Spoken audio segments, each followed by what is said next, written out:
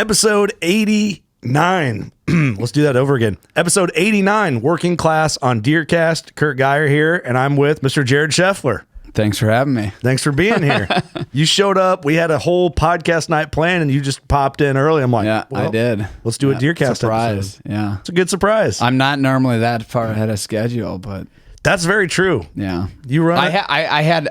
My truck is due for an oil change. Like when it says oil change required, yeah, that's where I'm at. And I was like, I'm going to get this done before I head there, which was like 20 minutes this direction anyway. Yeah, yeah. And I pulled in there and they're like, it's going to be 2-3 hours. So that's how I ended up. Well, you moved to Iowa. Yep. Did we talk about this on a podcast yet? I don't remember. I don't either. It's been a long, but yeah, I did make the move. So what made you make the move from Wisconsin to Iowa? Quite a few things actually. Let's go down the list. Okay. I was like, because I was going to move there. It's been growing on me for like 10 years. Yeah. I could never quite wrap my head around just moving just purely for deer and hunting. Yeah, but a lot of people do it. I know a lot of people do it, and I'm not saying, but for me, for sure, I can't wrap my head around that. So, okay. But I have quite a few friends that live there, and I've spent quite a bit of time there, and I really like it. It's a great spot. Well, you're in Des Moines area-ish, right? Yep. Tanner lives there. Chancey lives there. And quite a few other people that I know, and so it was a nice cluster of. It's not like I'm starting from home base here. Right. In fact, I actually have more like close friends there than where I was living. Yeah. So it's actually, it was like an easy transition as far as that goes. Yeah. And then I liked the idea of down the road. There's an airport right there. If I got to get a guy that's filming in or out or whatever it is. It's a nice city, man. Des Moines is a nice city for a city. It is. And I'm out there kind of more on the western side a bit. So it's not like right in the city. Right. It is technically in the city still, but as far as cities are concerned, like I do like Des Moines. Yeah. I've always had great times in Des Moines. Iowa Deer Classics there. That's nice. Like one of the biggest consumer shows of the year for us, and you're big on that circuit. So, okay. So you already have family there. Friends and family. No family. I consider family though. Like, You're close with these guys like family, Exactly. You're not out of place. You feel it when you're there. Right. So that, the airport thing, and also down the road, I'm going to want to add to the post-production pipeline, and it just kind of made sense. For sure. Okay. As far as that went, just these other things, but then obviously I'm putting the cart behind the horse. If I was just like, hey, I'm going to move there because someday I'm going to, that'd be bad. But it's like, oh, that makes sense too. For sure. And then obviously deer tags, that's cool too. That's a big bonus. Yeah. So it was like when I weighed out the options, when it came down to it, actually one of my really good lifelong buddies just cold turkey asked me, he's like, why don't you live here? He drew a tag finally for the first time in his life. He's like, why don't you live here? And I was like, I was going to move. And he's like, and I started to think about it a little bit more. And I'm like, you know what? I really have no red flags. Well, and I thought about it for about 4 or 5 months and thought, well, maybe something will come. And it just, everything was just instincts, it's just like, that is the right decision. Well, not only that, it shaves so much time off your trips for hunting, mostly Western states, right. You're shaving. I don't know what. And I rent. So where I had been renting, just ironically, the guy wanted to sell the property. So perfect. Which it was like time for me to move. So I had to move anyway. Yeah. So well, I thought that was worth bringing up. I don't know how many people know that you moved. Yeah. To me, it makes a ton of sense. Yeah. And you're not far from the studio. It's a 3-hour even, maybe just a touch under to get to Des Moines from the studio, which is great. I'm actually in Des Moines quite often, more now than I've ever been, and will be here in the future. So we'll have to get together. Yeah, that's for sure. A lot of the jury guys are in central Iowa, south, even, but not far, but not far, right. And I got some. I kind of feel the same way. I think I could move to Des Moines area now, and I have enough friends and people that I know that I'd be like, I'll be fine. Right. It's scary to move somewhere you don't know anyone, or like what are you going to do when you're not working or doing whatever? We'll occupy our time. Right. It's nice to know you can go hang out with a buddy. Yeah. And like feel at home. Right. Type of thing. But all right, I figured that'd be the first noteworthy update. So what I like about talking to you about deer, because typically on this series right now it would be like this. I don't want to sound like it's the same thing, different people every time. It's not. But I think a lot of people expect right now, especially, so what are you doing to get prepared for season? And then a lot of guys are like, oh, I'm getting my plots ready and I'm running my cameras and I'm seeing what's out there and I'm running my supplemental feed. And, the typical, I'm doing this checklist for opening day to pattern these mature bucks, and which is always great conversation. Yeah. But when I ask you, that doesn't really apply to your style. Right. Well, you're talking about a completely different set of parameters. Most of the time, those are you're leasing ground, you own ground, something along those lines. Mm-hmm. So it makes a lot of sense to do a lot of preparation and things, and have more of a what I'd call a methodological approach to it. Mm-hmm. What I have found it's been probably 15 years since I've done anything to prepare in terms of, deer or anything like that, like keeping my eye on anything or, I think, what was it? 05 was the last year I ran any trail cameras. Those were 35 millimeter. I had two. Yeah. See, that's interesting. How, 08, I did do a wintertime scout mission for one day in a public land swamp, and that was the last time I did that. Really? Any pre-scouting like that. In the summer in going into the 09 and 10 season, I remember there was a couple of days before the season at night, that last couple hours, we'd go drive by a number of pieces of public. Outside of that, nothing. Do you feel that... I know the answer to this, I think, but I'm curious. I think I might get a different answer. I'm curious.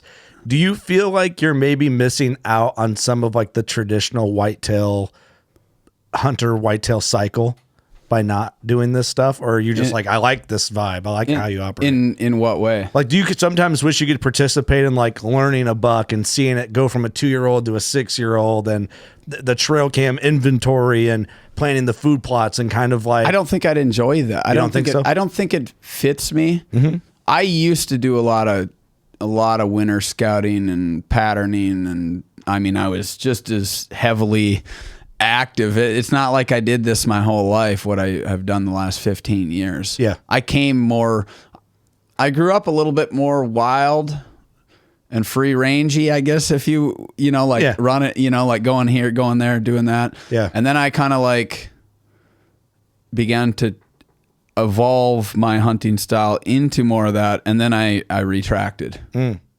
entirely. Mm-hmm. And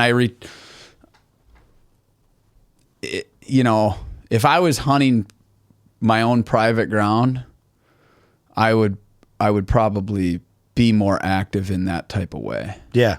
Do you ever think you'll ever do that, like in your life? I doubt it. You don't think like in your older years you might like, it'd be kind of nice to get a 40-acre farm and kind of like... I don't think so. No? I don't think I will. I don't want to put it as like a hard, like, no, I'll never do that. I'm just curious. Because perhaps, but I kind of doubt it. Now, 2 years ago, we started the Uncuffed chapter, which includes knock on door. I think that's fair game. So that means I can't know you, and you're giving me special permission. So it's not public, but it's a public opportunity. Like anybody else, public opportunity. It has. I have parameters in there, like it can't be your buddy's ground and stuff like that, just to keep it real. And so it has that same kind of. I'm going to approach that the same way. Yeah, I would agree for sure. Yeah, we talked about the last time you guys were in. We talked. Yeah, Chancey kind of was like, "Can we go uncuffed?" or however he talks. Yeah. And then I drop it, and none of them seemed to want to actually do it if they couldn't help it. And I was like, "What the heck? You guys have been screaming about this."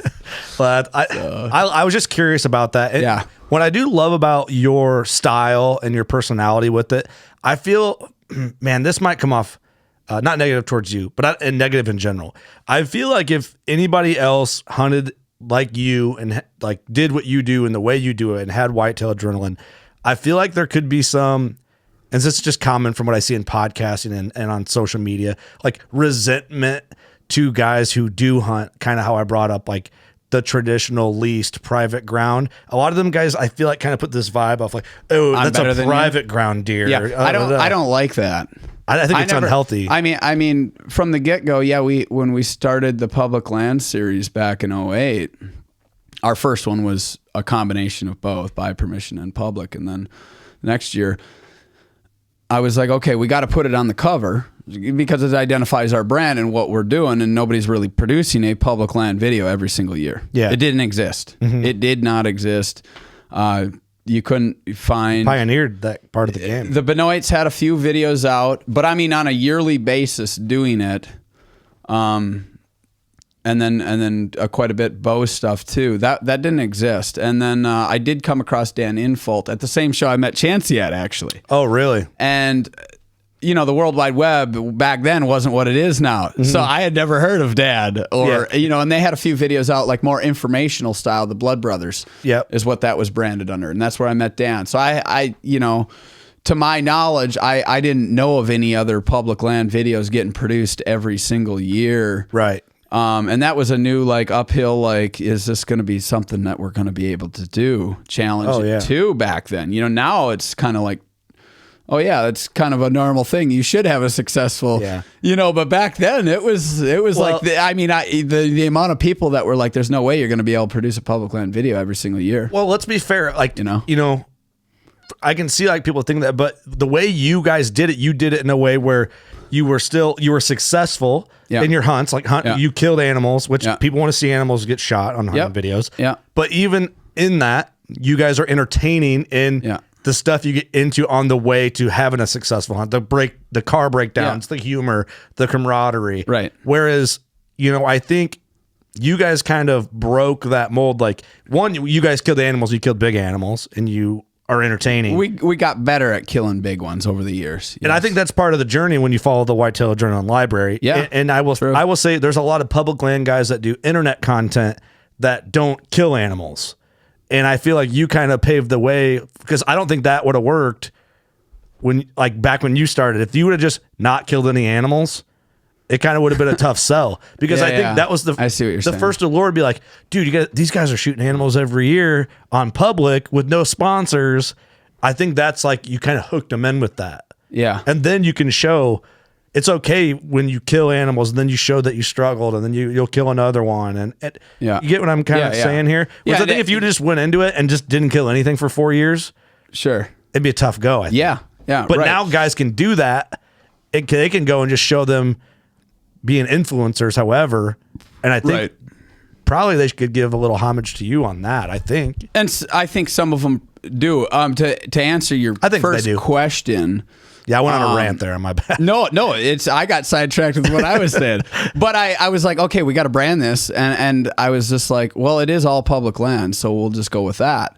But I was like, that was one thing that I remember. I was like, well, I don't want the guys that hunt private to feel like it's like I'm stamping that on cover so people know what it is. Yeah. Or where it's, because I'm not going to make a big deal about it when I'm filming it, because we film everything on the fly, unscripted, raw. Yeah. You know, it's not like it'd be weird if you always brought it up. I jump behind the mic. Yep, got him on public. And, look at the camera. He's on public. You know, like I didn't want it to turn into a measuring. It's unhealthy. Yeah. You know, it is. And I never liked that. And I do, about 7-8 years ago, that came up in conversation with TJ and I. Actually, he brought it up to me about, and I was like, yeah, I don't, if it starts to head that direction, I don't like that, actually, because that turns into like this. It's okay to measure that within yourself, I think. Like, I feel really good about killing a public land deer for myself, but then to go use it to one up dudes at the bar. I don't know. It's just, that conversation's kind of getting to the point. It's almost like you're doing it for the wrong reasons. Doing it for the wrong reasons. But me bringing that up, I don't, beating a dead horse with that conversation over and over and over and over again. But I'm giving you, I meant to give you as a compliment, give you credit, because I feel the power that you have with what you've built in the way you do it would get abused by, I think, at least half or more of anybody else in your position. Sure. So I just like that. It's refreshing because you can go do what you do in your way. And then, we all go out and see Mark Drury at a bar. We're going to sit and have a beer with Mark Drury, and we're all getting along. Right. And it's not like, Mark is the king of like growing and managing giant whitetails. He's the king of whitetails. Right. And I would say you're the king of whitetails in your way. Within those elements, and notice I didn't say at it, in a public hunting way versus a private hunting way. Yeah. There's different ways of hunting, And from my perspective, I see you guys in kings of your craft in the way that you've crafted your craft, really, for lack of a better term. Or I'm an idiot. I can't think of what I want to say there, but you know what I mean? Well, and I mean, I don't think I've ever acknowledged this publicly, but it dawned on me recently, since the start of this in 2007, that video series is a public record of all of my mistakes and screw ups. Like, I literally have not held back any animals that I've hit and not recovered, any animals that I've missed. They're on there. It's a public record. Like, there's nothing covered up. Right. The only thing back in 2017, that project just got huge on us, the ride. And I had a late season hunt, and I missed the same big buck 2 days in a row. It's that Andy started to edit it, and we just got so far behind on the project. We had full plans to produce that hunt, and we got so far behind on that project, and it got so big that I was just like, we can't take the time. We'll come back to this, which I did find a way to slip it in on this next one coming out, because I ended up in the same kind of area, and so I did like a flashback to This Never Made. So it is coming out, but I mean, I'm just saying that's a 16 or 17 season.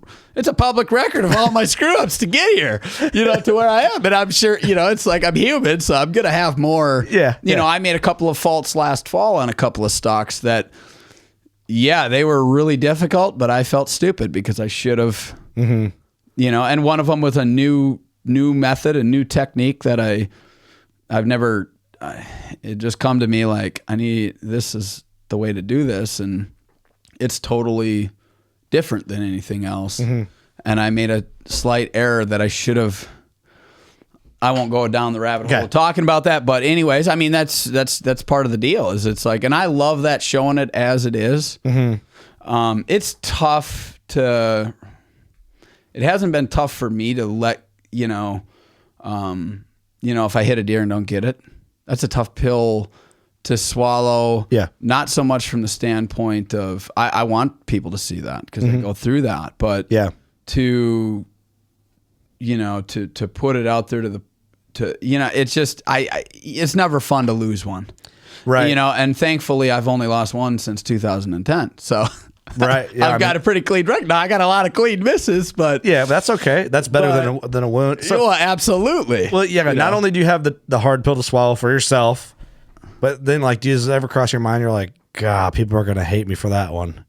Like, you know what I mean? Like, not only do I feel bad I wounded an animal, but when people see this, they're going to judge. The ones I've wounded haven't been radical super radical. Yeah, right. Like the one that I lost with my longbow back in 2015, he was 3 bow lengths, and I hit him slightly high. I mean, it's like, what? How did that deer die? It had to be right on the threshold, because it was like, but and there's nothing I really would have changed about it as far as my approach to the situation after the shot. It's not like as soon as I recognized, like, ooh, we better give him 4 hours. Like, it wasn't like you just made a completely reckless decision from step one to the last Which step. I've done some reckless stuff and thankfully clean missed those.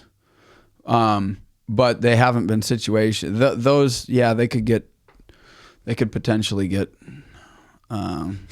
but you know what? I've seen a lot of things on animals that are completely relaxed. Oh, they dropped 12 inches. Yeah.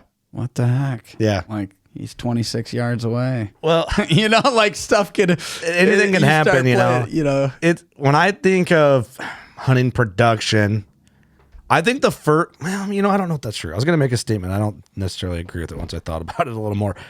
What I was going to say that I don't agree with is that I think most people watch hunting content, like hunting videos with a question mark looming over it, but I don't think that's true. I think maybe I do because I know more.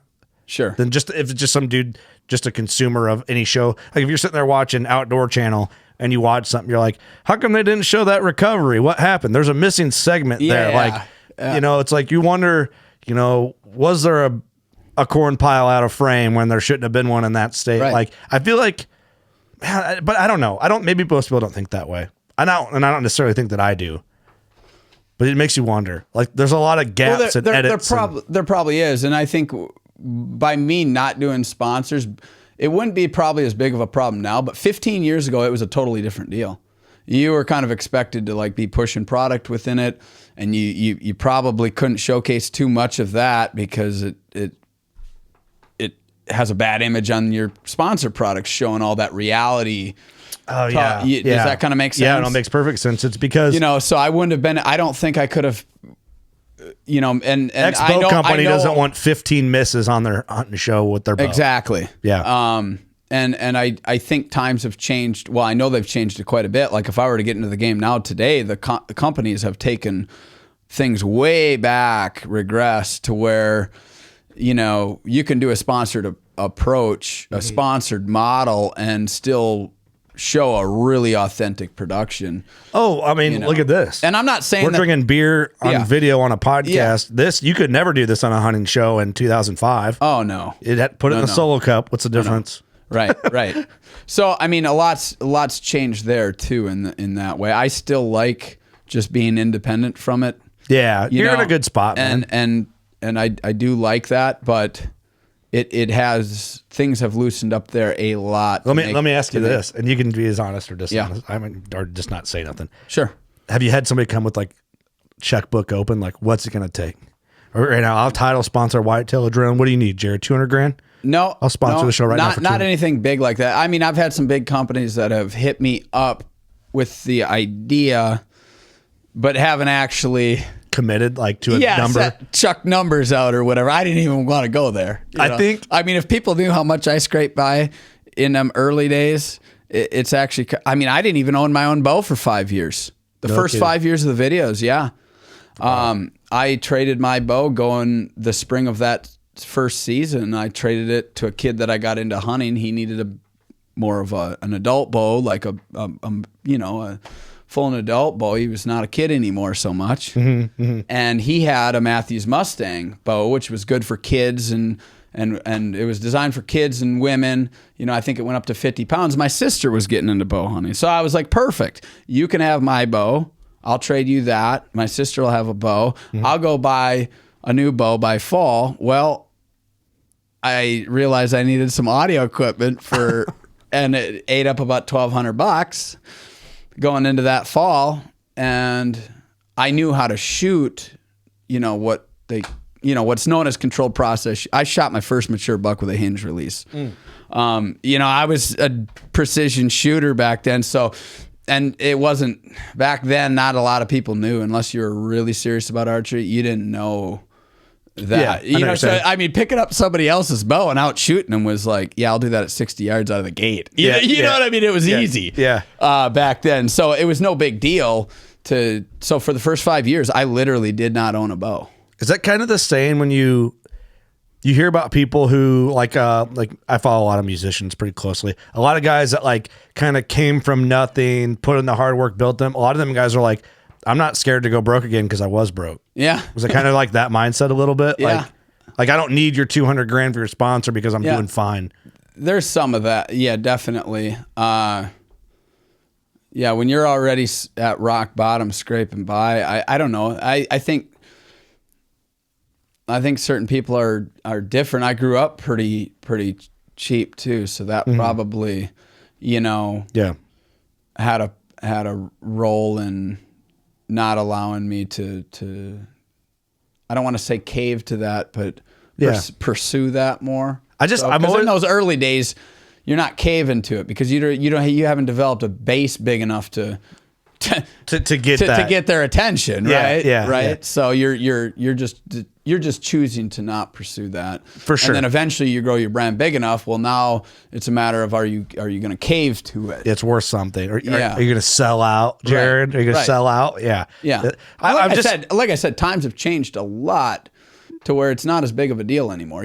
Back 15 years ago, people complained about that all the time.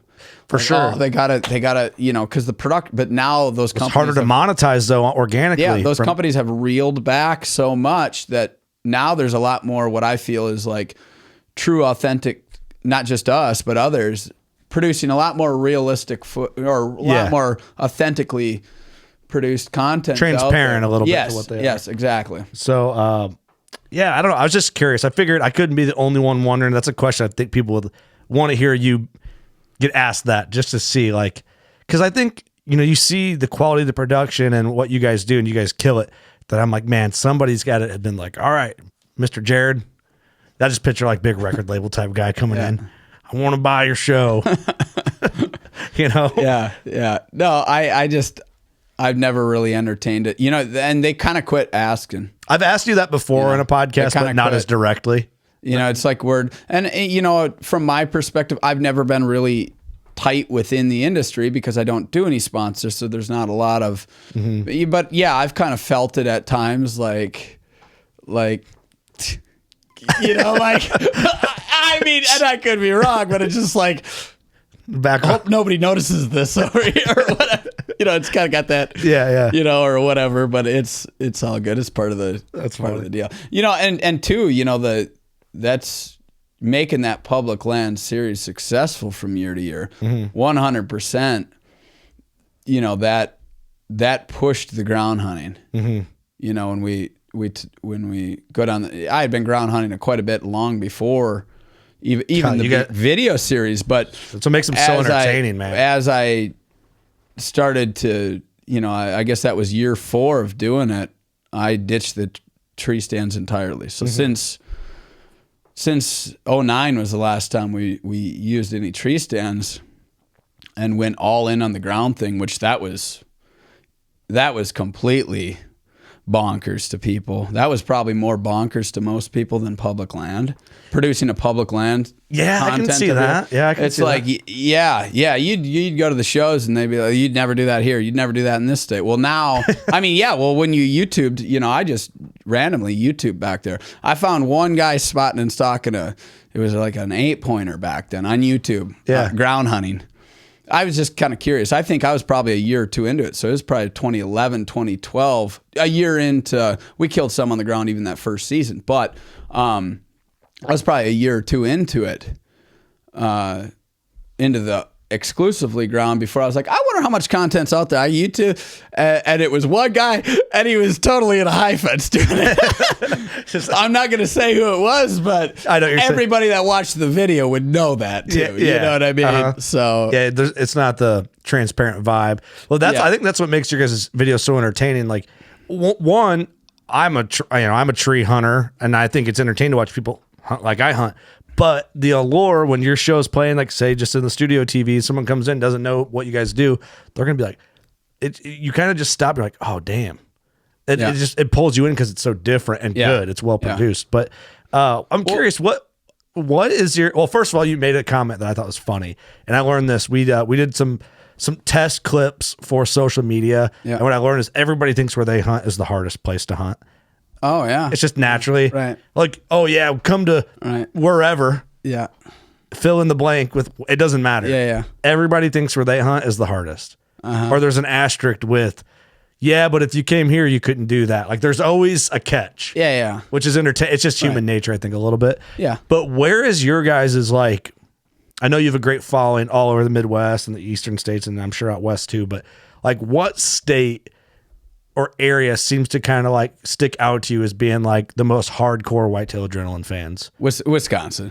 Oh yeah. Home state. Oh yeah. Yeah. Really? By that far? Oh yeah. Yeah. Really? Yeah. I'd say it's spread out a little more evenly over the last, like, say 5 years. But yes, I'd say Wisconsin still for sure. Did you guys, I'm curious about this. When you first got going and got to be successful and like maybe some recognition for like, oh yeah, whitetail, you know what I mean? Like once you got out of your couple years of growth stages, you kind of became established. It was clear who you were, what you guys did. Did you guys have like kind of like resentment from your home area? Like kind of like, those guys, nothing? No. I'm always curious. It seems like people from your home area are the quickest to hate on you until you stick around long enough to like turn their idea. I actually can't think of one. That's amazing. Not one. But here again, we're not, it's a different deal. We're not going in there, knocking on door on this. Oh yeah, he's got in there now. And you know what I mean? It's not, I'm not, I'm watching this buck all year. And then it's like the battle with this other local hunter. And so, I'm just spitballing ideas. No, that's maybe the deer ownership thing. Yeah. Maybe that's why I never noticed that. Yeah, that makes complete sense. I never even thought about it till you asked me. Because I feel like, I know a lot of guys in the game that have video projects or podcasts or whatever. And I feel like that's a common theme I kind of hear when they're talking about it. It's like they have to be, you kind of have to stick around long enough in your home area to like prove that you're legit with it. Yeah. Like you're too legit to quit. You know what I mean? So it's like, oh yeah, flash in the pan. They think they're somebody. Well, then if you can like prove and do this, like, oh yeah, good dudes. It kind of like, screw them guys. They're doing what I wish I could do for my home area. Then it kind of comes around. Oh yeah, they've been around. They're doing a good job. It's like, I kind of feel like that's a process, but I will say I've had a few things that have come back to me where we've went in hunting on areas that we're not from and killed big bucks and pissed some guys off that way. But it's like, well, it's public land. Like you can't be that mad. Like I can't help it. We rolled in, found a big buck, and went in there and killed it. Like I'm sorry. Like if you live in that area, you should have killed him first. I don't need, I don't really need to know any prior information about the deer. Once I find him, it's you're not. Yeah, it's not that it's over, but I have a huge advantage. This style has a huge advantage. It does, it's funny, this like just not being out there and knowing anything about it. You actually, and I learned this years ago when I started flashing back as it began to get more and more successful. You're coming in so clear-minded. You're not fogged by past information of your scoutings and your cameras. You have a mental advantage. Oh yeah. I mean, we went into an area last year and I hadn't been there since 2008 and we got on some hammer deer. I killed a pretty good one, 150s whitetail for public land. But we were on some other ones that were real big. And really? And come to find out there was two other groups within the industry that run a lot of cameras and they're pretty good hunters, and they didn't know we were in the area, but I know that they didn't do very well, and I thought about that. Who was it? They were right there. I'm not saying. You sure? Yeah, I'm just talking guys within the industry. Don't start being like, hey, these guys are filming or anything like that. I'm kidding, but. Dude. I'm just trying to press you a little bit. No, I mean, one guy, I've known him a long time. He's kind of an under the radar guy. He's involved in the industry, but he kills a lot of big deer. And he's a very good hunter. And he caught on to it that we were there. He did figure out that we were there. And of course, we didn't say a damn thing. And he respects that about us. Like, I got to tell you what we were. But we were getting on all kinds of hammers, and they're running cameras and they're scouting and they're doing all this. But when this style of hunting, you're so light on your feet and you're adapting to pressure levels and and the deer, they're adapting to the pressure levels and everything even more tuned than what we identifying it. Well, you're almost like you're on the same step as the deer and they're almost behind it with the camera set up and the more traditional. You guys have like no boundary. Like you guys are kind of just like, I don't like to make many rules. You guys are freestylers for the most part, you know? I like to like, operate on the mentality, trust the instincts. Like once you have enough experience in hunting or in something, the best result is generally to let your instincts take over for the most part. Not always, because otherwise you just end up battle of the minds thing, overthinking this, overthinking that. Your instinctual part of the mind, that side, once it gets enough experience doing something and doing it well and taking in all this data and information and, whatever it might be, you're better off, in my opinion, to trust that in this type of hunt environment. When you have your own ground and you're managing it and stuff, well, more of a methodological, critical thinking really with it. Yes. Now that's better for the conscious to really dissect everything. Yeah. No, that makes perfect sense. You almost have to learn the equation of your instinct and your critical thinking brain when you come into you got to be on the same wavelength as the deer or the same step process. Right. It's like you're freestyle and everybody else is racing the race. So that's really interesting. I mean, last season I didn't post much, but it was It was, I mean, we were on the biggest bucks we've ever been on as far as like in terms of numbers. Yeah. I mean, the quality of animals is stupid. Let me ask you this, and I know we got more podcasts to record today, so we got a fun afternoon ahead of us. But one thing I do want to close with is I think people right now on the internet scream this like public hunting pressure. It's too crowded. But the statement you just made kind of like argues that like blanket, like, you know, you see like state agencies like paying influencers to promote hunting public in whatever state. They should be buying more if they're promoting them to promote more, because the pressure levels are increasing. Okay. Our style just adapts a lot quicker. What you're seeing right now is an influx of guys. Some don't have any other ground to hunt than public. Yep. Others just want to go hunt public. And then there's this other group that kind of wants to create the division, like, I shot mine in public, where did you get yours, kind of thing. Whatever. Doesn't really matter. There's an influx of hunters.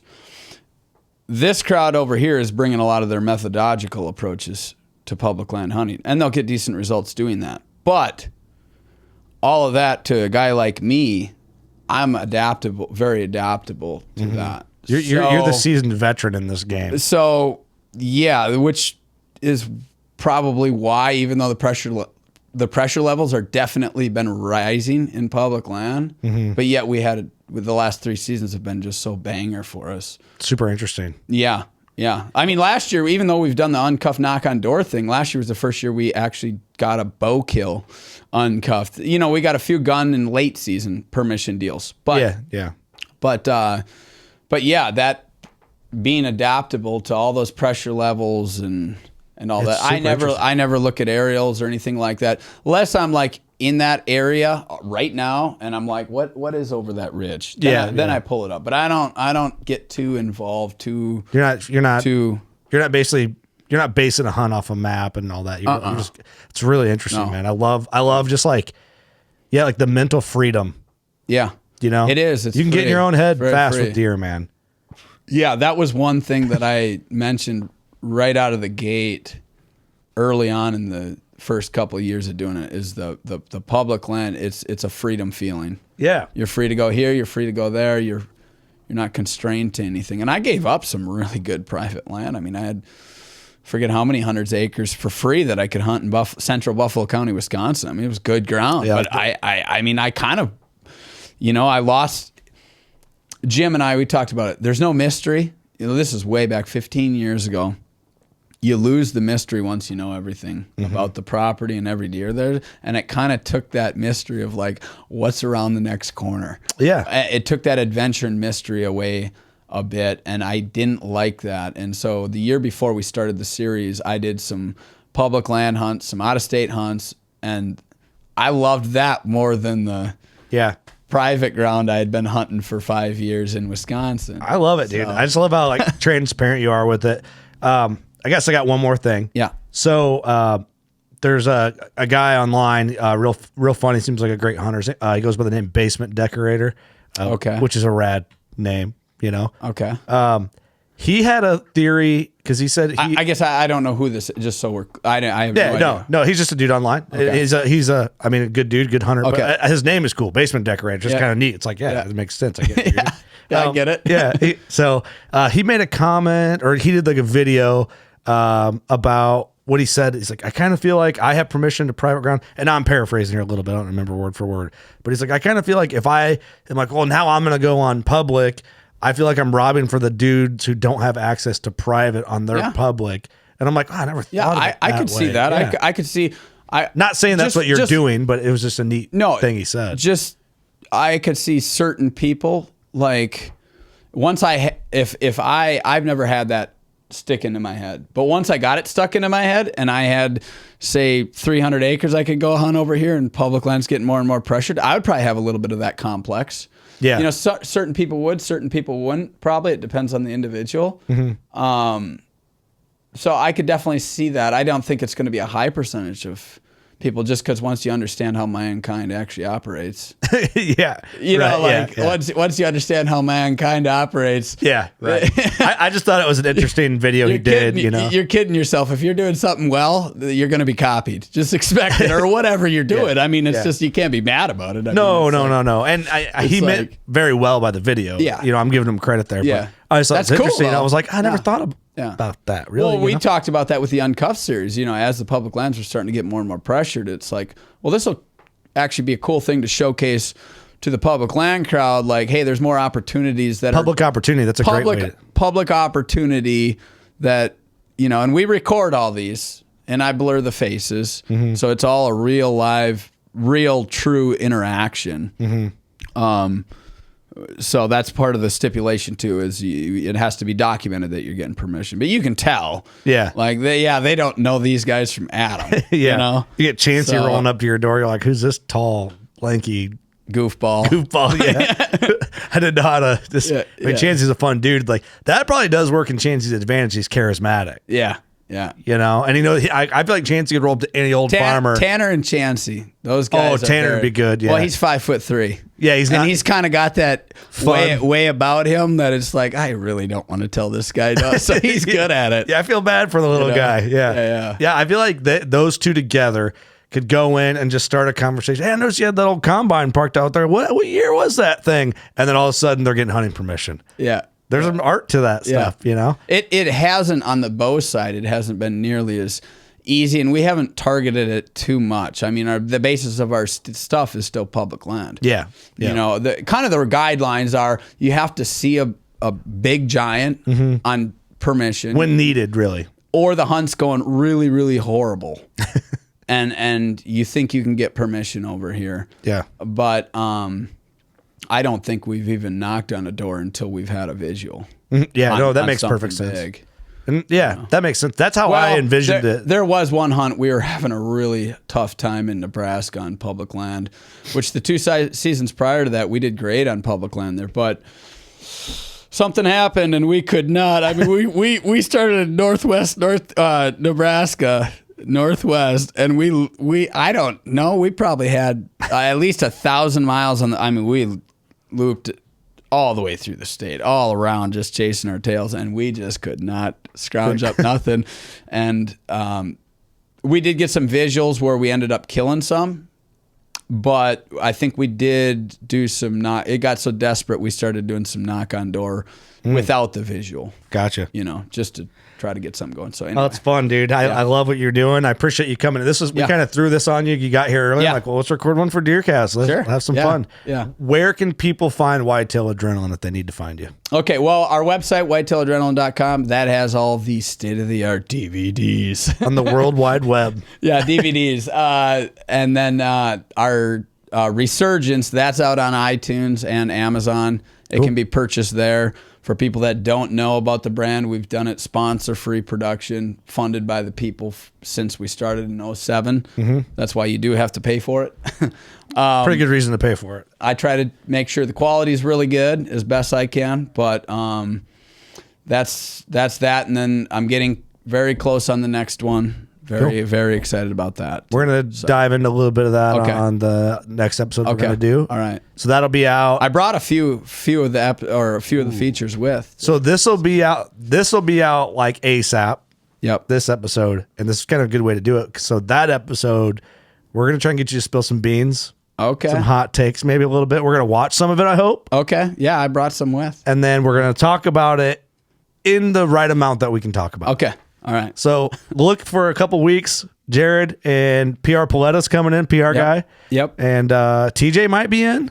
He just texted me here a little bit ago. I didn't know that. He crashed. I haven't seen him in a long time, and he was down for work and crashed at my house last night. He's like, I think I'm going to be seeing you again tonight. And I was like, cool. All right. So maybe he'll be on too. Yeah. Cool.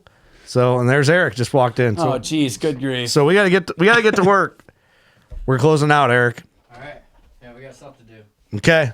Thanks, Jared. All right. Yep. Thanks everybody. Peace. See you next week.